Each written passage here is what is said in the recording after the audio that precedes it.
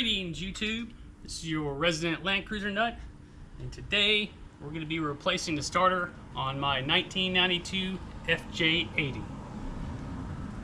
This video will apply to the 3FE, it might even apply to the FJ62. There's probably going to be some differences in the firewall since the trucks are a little bit different, but same tools are going to be needed.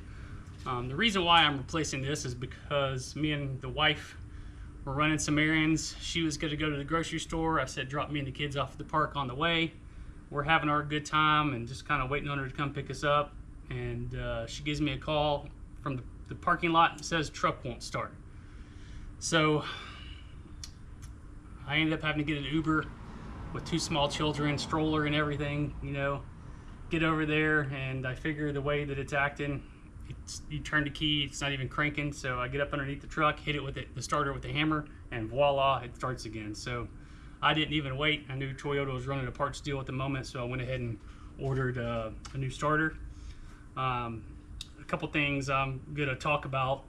We'll head over to the bench first, but as you can see, this is not a very clean job.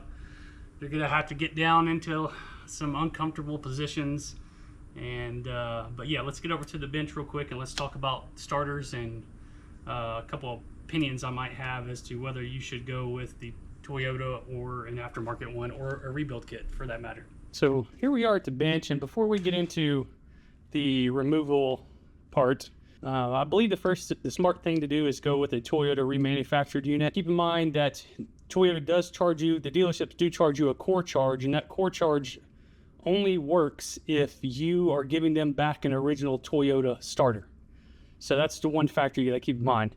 But also, I have noticed the retail price on this starter was $127. I got it $88. It was on sale for $88, and Toyota actually had another 25% off. That means I've got this starter for $72. I've seen these things be advertised on other websites for $279. So I know a lot of people are going to talk about, well, why don't you just get a rebuild kit and just, you know, change out the brushes and the points and all that stuff. Well, to be honest, the rebuild kit's probably $40 or $50. I just got this thing for $72. I don't see, you know, what's another $10 just to go put a new one on and avoid all of that. It took me about 4 days from the dealership to get this, so that's one of the other factors to think of. If you need your vehicle immediately, you might have to go to one of the box stores and get one of those alternators. Those work as well.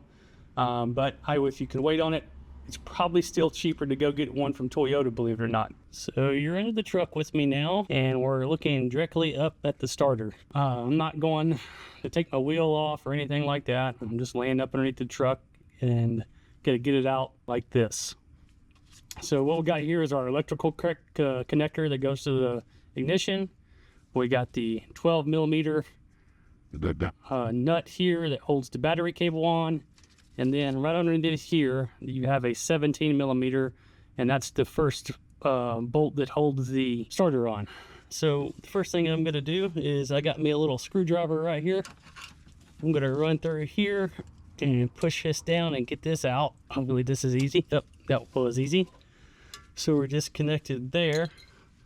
Then I'm gonna get a 12 millimeter socket with a couple extensions, or 12 millimeter ratchet, sorry, with a couple of extensions and a swivel head on it, and jump up and get that 12 millimeter.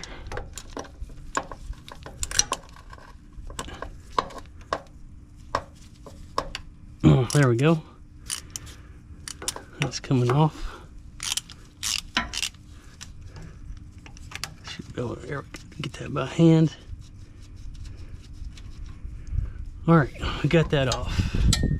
Now, I kind of game planned this. How I decided to get this off is I'm gonna run a 17 millimeter swivel head up through here and get it on this bolt.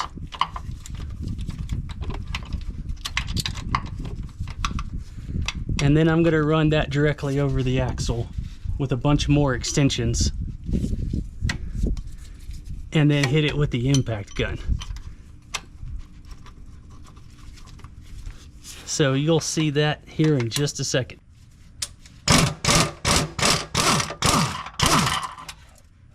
All right, looks like we got that out, and that worked like I thought it would. We're over here at the new starter now, and I thought it was probably a good idea to try to game plan this with the new starter, how to get that top bolt out. One of the things I noticed was this little ridge right here that comes up, and I didn't want to have to lean over my truck and try to figure this out, so I went ahead and just took the bolt out. This is the bottom bolt to the starter. Now keep in mind what's actually going to be here is a nut, but you get the idea. So what I noticed, I'm probably not going to be able to get in there with my impact very good. I always like to kind of be flush up against that, and I don't want to strip it out. So what I came up with, and I hope this is going to work, is I got this little short 3-inch extension and this 17 millimeter, and I noticed I got a little bit of clearance underneath there, and hopefully this knuckle, this swivel joint's going to hold up. So that's going to be how I mock this up in the truck. I don't know how well you'll be able to see it, but that's the idea. And hopefully, you know, when you get yours, you can kind of use this same method. Just mock it up here, see what you have on hand that's going to get at this, and that way you know how to get it off. So let's go back over to the truck now and see if we can get this top nut off this way. All right, so the next thing you're going to want to do once we get that bottom bolt out, we're kind of done down there. We're going to jump up to the top and see if we can get this one out, and it's just a 17 millimeter nut. I went ahead and removed my air cleaner. You're going to need to do the same. I'm going to try to set it up like I showed you in on the bench and see if I can get that to work. It's going to be kind of hard to get the camera down in there to show you, but just again, refer back to the bench as the setup I'm going to use, and hope that I can get the right pitch to get the impact on it and not damage anything. So let me get that set up, and then we'll see how this works.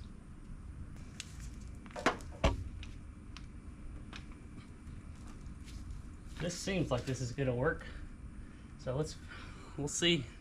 Let's go for it. Yes, it worked. The starter is off. That worked like a charm.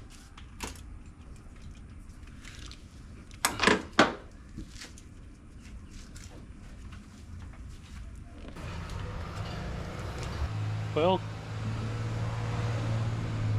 the whole stud came out, so not a big deal. We'll get it back in, see if we can reach there and grab it now.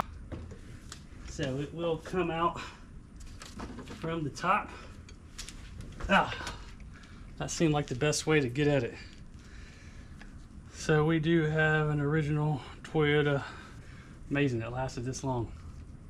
All right, so well, let's just go prep the other one and get it back in. Okay, I just wanted to come back over to the truck so you can see how I got this out. Basically, I just scooted the fuel line over, pushed this hose over a little bit, and that gave me just enough room to get the starter back in. I didn't want to go that way because I didn't want to beat up that wire, electrical wire, too much. Just went that route, and it's the way it came out, it's the way I'm going to put it back in. So let's leave, we'll go from there. Let me get this back in and we'll tighten everything up, and yeah, this has actually turned out to be not as bad as I thought. All right, as you can see, I got it in there just fine. Now, I didn't tighten that top nut all the way yet. I'm going to go down and put that bottom one back on, and then kind of run it in a little equally, and then tighten them up that way. Now, I'm not going to exactly be able to get a torque wrench down in there. I don't think you'd get a very accurate reading, so as the Germans say, I'm just going to get it on there nice and good and tight. And yeah, so let's get under the truck now and get the next steps done. All right, hopefully you can see. Let's see if I can get that bolt started. We have to wiggle the starter a little bit to get it run in a few good ways on my finger before I go put the juice to it. All right, so I'm gonna go ahead and get my setup back on and just cinch those down. Well, this time I'd let you see for this angle. You see I got those extensions to just right over the axle here. And so let me get back up front, cinch that one down, and then we'll make all the connections and electrical connections and start it up and see if it works. Got the bolt back on. I got everything hooked up. It went in just the way I got it out, and yeah, that wasn't that hard, you know. I'd say even shooting with the video, this went pretty quick. It's pretty straightforward. So let me get the air cleaner back on and get it fired up and see what it does.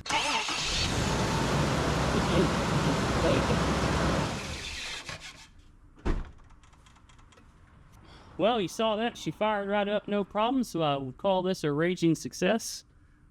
Just again, remember, check your local dealership for these starters. They're not that expensive through them, especially if you catch them on sale. Maybe you even want to do this as, you know, like a preliminary thing, just in case yours goes bad. And then also, you got the Toyota Denso. Remember, you're going to get $60 back. So if you got a nice little core charge there that you can get rid of. I appreciate everyone watching. I'm inching closer to 1,500 subscribers. If you like this video, give it a thumbs up. And if you saw anything or have any questions, just put them in the comments and I'll answer below. Thanks for watching.